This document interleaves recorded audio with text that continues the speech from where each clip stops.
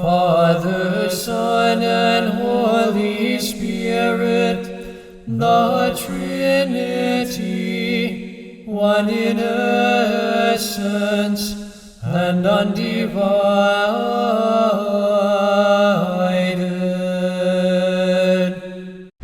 Hello, welcome to our seminar series, Mystagogic Liturgy. I am Deacon Ezra, and I will be conducting our seminars as we make our progress together. Of course, as you know, I am not an Orthodox theologian, nor am I authorized to speak in behalf of the Orthodox Church. I am simply an Orthodox Christian, sharing what we have heard, which we have seen with our eyes, which we have looked upon, and our hands have handled concerning the Word of life.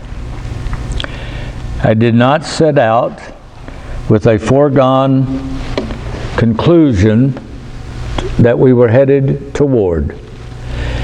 In this seminar, as in all of the other seminars which I've had an opportunity to conduct, each one is a journey, a beginning, to begin and to go on a journey of discovery, to discover what is there. And so we will begin our journey one in this series in a little bit. But I wanted to say something beforehand. There is an issue of who the audience is, who's in the class of a seminar. These are not academic information sessions. These are sessions to share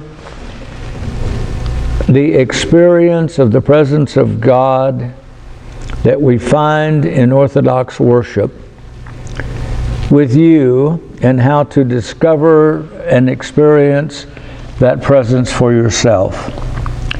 So there is an experiential side to what we are speaking, which is more important than any academic side.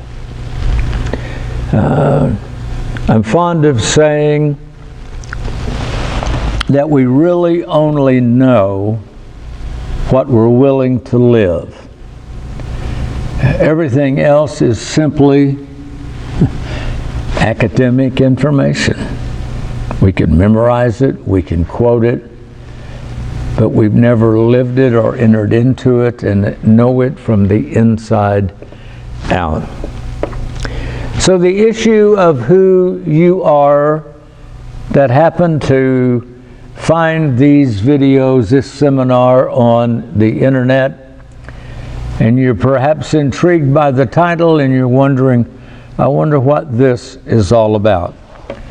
And I don't know who you are or who you might be.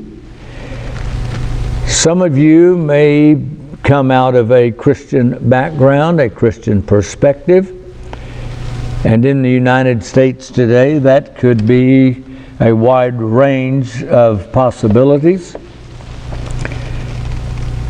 And if I were speaking to you directly, then I could learn your spiritual language, your lingo, and relate to you within the world of your understanding and how you think of things. On the other hand, you may be a person with little or no background in Christianity, perhaps even in religion altogether, or maybe you have been part of some other religious tradition outside of Christianity or Western Christianity. And again, I would need to be able to speak to you in terms that you could understand what I was saying.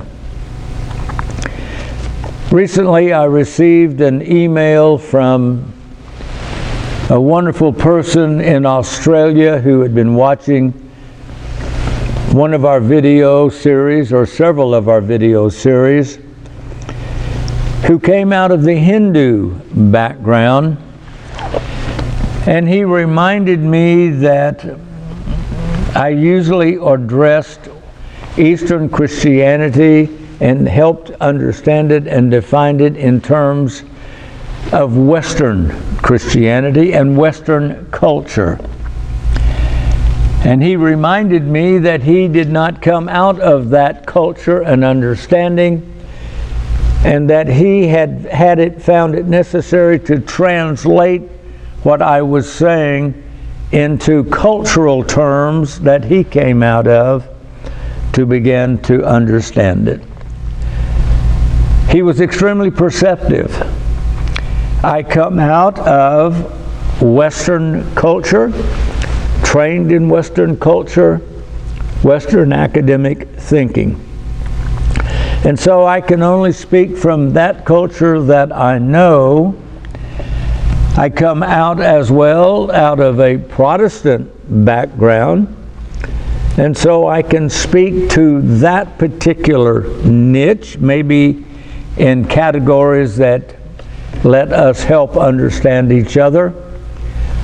But I can also speak to that rest of us, that vast majority of us in the West that have little knowledge of Christianity, or certainly not much regard for religion in particular as something that used to be important in my grandparents' life or so forth. So therefore, let me tell you what I have done and what you will experience. I have decided to speak to the non-religious cultural world I find myself living inside here almost a quarter of a century into the 21st century. I'm going to deal initially with philosophical foundations that have created the way we in the West think, and the issue of how to think relating to then our topic of the Mystagogic liturgy. So therefore I must confess, and I know this, that these opening chapters, especially by being philosophical, are a tough way to begin. It is a tough beginning to hit you, someone watching us with.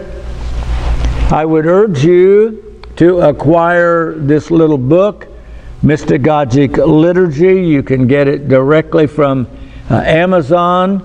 In the United States, Amazon.com. If you're watching from some other country, whatever is available from Amazon.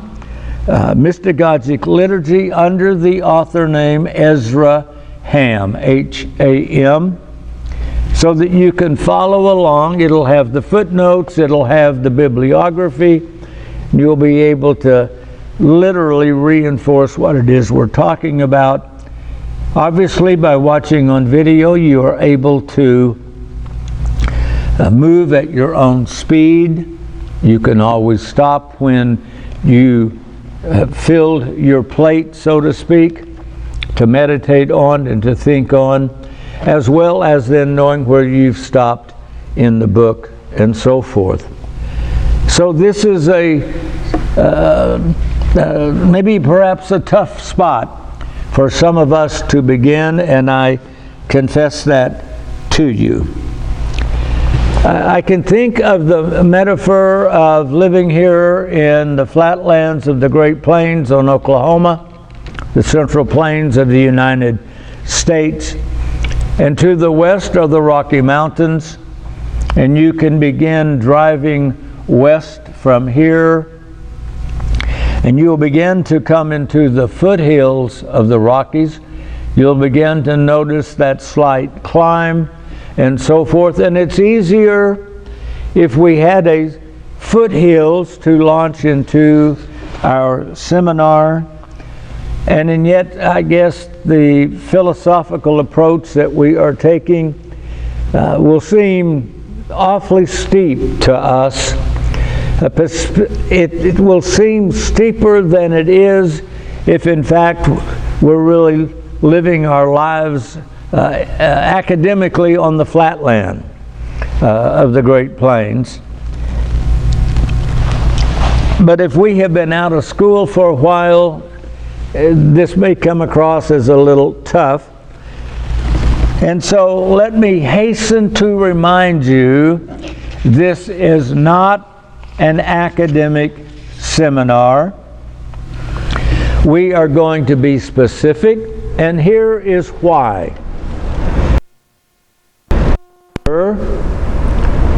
Is,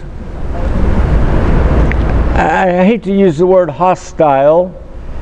That seems to imply a conscious intent. Let me just say that the issue of anything outside of empirical, visible, touchable, knowable reality does not compute. It's some kind of fairy tale, some kind of dream, some kind of nonsense. So even the title, Mystagogic Liturgy, perhaps has caused some not even bother to click in, tune in, and watch. But you have, for some reason. And so I am addressing the intellectual, philosophical assumptions we have absorbed from our everyday culture that become a roadblock to being open to the possibility of there being more to reality than meets our human eye. And so therefore, if you find these opening sessions, the opening chapters of the book, too steep a climb, too hard, let me urge you not to give up. Let me actually urge you to see if you can flip ahead, and maybe after the second chapter or the third chapter, you'll begin to say, oh, I can read this, I can begin to understand this. Because we've divided the content into two sections, and the initial section, the first section, is going to be how to even become aware that their reality is more than what meets the eye. What is reality is larger than just what we have imagined to exist from an empirical point of view. And so we're going to give ourselves a chance to begin to climb up the mountain, if you will, hopefully at a slow enough pace that we gain our footage and can make the progress. But keep moving ahead to wherever you need to be, because when we get to the second part, the Divine Liturgy, we will be dealing with the actual liturgy of the Orthodox Church, making use then of not a verse by verse, not a sentence by sentence analysis, no, but looking at certain parts of it as they have been commented on by the fathers of the church, understanding those comments in the language that we know and understand things in today. So with that said, and I hope I haven't frightened you away, it's like getting in an elevator to go up to the top of an extremely high building. Our goal is to get to the top so that we can see out from the observation deck the view that is there. It is easy to not pay any attention to the foundations upon which this giant building rests, and we can whiz by all of those floors, and if the top floor is the 50th floor or the 91st floor, or however high it may go, 200 floor, whatever, we forget that it took every one of those floors underneath to be able to get to the top floor with the observation deck. We have an observation deck in part 2 of our seminar series together. And part 1 would be those floors from the foundation up. And if you don't want to spend the time making the ascent up, I urge you to go at some point before you get to the observation deck and begin to make at least the last couple of floors or something, to begin to, you've trained yourself by climbing the mountain. You know, the apostles had to ascend to the upper room. And on the day of the resurrection, they had ascended to the upper room, huddled in fear, but it was in the upper room then that the risen Christ appeared to them. In the Gospel of Luke, we know that in the Gospel of John, Christ appeared to them, and then a week later they were gathered again there in the upper room, and this time Thomas was with them. There is an ascent to get to the observation deck, to get to where the vista opens and we get the landscape, the lay of the land before us. An ascent must be made. If you can make the climb chapter by chapter, episode by episode, please give it a try. If you can't, push the button and go on up a floor until you find a place, and if it's not till you get near the top, that's okay. So let us begin climbing together as we now will begin then in the next episode. Comes episode number 1. I will end here, and episode number 1 will begin, and you'll have to then follow the series through. So may I say God bless you for dialing us up, tuning us in, and I wish you Godspeed as we make this journey together. Thank you for being part of our journey to discover the Mystagogic liturgy. Father, Son, and Holy Spirit, the Trinity, one in essence and undivided.